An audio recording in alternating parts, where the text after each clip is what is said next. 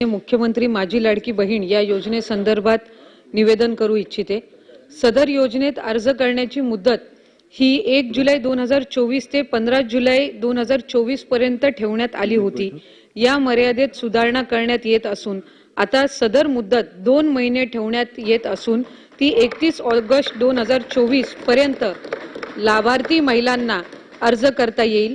तसेच दिनांक 31 ऑगस्ट 2024 पर्यंत अर्ज करण्यात आलेल्या लाभार्थी महिलांना दिनांक 1 जुलै 2024 पासून दरमहा रुपये 1500 आर्थिक लाभ देण्यात येईल।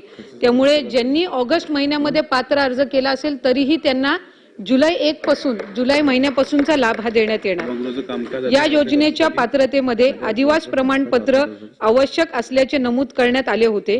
आता लाभार्थी महिलेकडे आदिवास प्रमाणपत्र उपलब्ध नसेल तर त्याऐवजी 15 वर्षापूर्वीचे रेशन कार्ड, मतदार ओळखपत्र, शाळा सोडल्याचे प्रमाणपत्र अथवा जन्म दाखला या 4 पैकी कोणतेही ओळखपत्र प्रमाणपत्र ग्राह्य धरण्यात येणार आहे। कोणतेही एक सदर योजनेतून 5 एकर शेतीची अट ही वगळण्यात आलेली आहे। त्यामुळे ज्यांचं उत्पन्न 2.5 लाखापेक्षा कमी असेल, 2.5 लाखापेक्षा जास्त नसेल, त्यामध्ये जर सुरुवातीला अट ठेवण्यात आलेली होती की 5 एकर जर शेतजमीन असेल तर त्यांना या योजनेचा लाभ मिळणार नाही, तर ती आपण आता शिथिल केलेली आहे। त्यामुळे मराठवाडा असेल, विदर्भ या भागामध्ये नक्कीच अधिक लाभार्थ्यांना या योजनेचा लाभ घेता येईल। सदर योजनेत लाभार्थी महिलांचा वयोगट हा सुरुवातीला 21 ते 60 वर्ष इतका धरण्यात आलेला होता। त्याऐवजी त्याच्यात आता सुधारणा करून 21 ते 65 वर्ष वयोगट हा करण्यात आलेला आहे। त्याच्यामुळे 60 ते 65 वयोगटातील महिलांना सुद्धा आता या योजनेअंतर्गत लाभ घेता येणार आहे।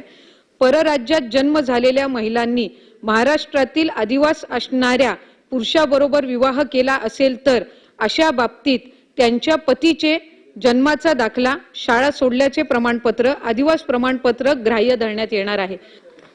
2.5 लाख उत्पन्न दाखला उपलब्ध नसेल तर ज्या कुटुंबाकडे पिवळे व केशरी रेशन कार्ड उपलब्ध असेल त्यांना उत्पन्नाच्या दाखला प्रमाणपत्रापासून सूट देण्यात येत आहे।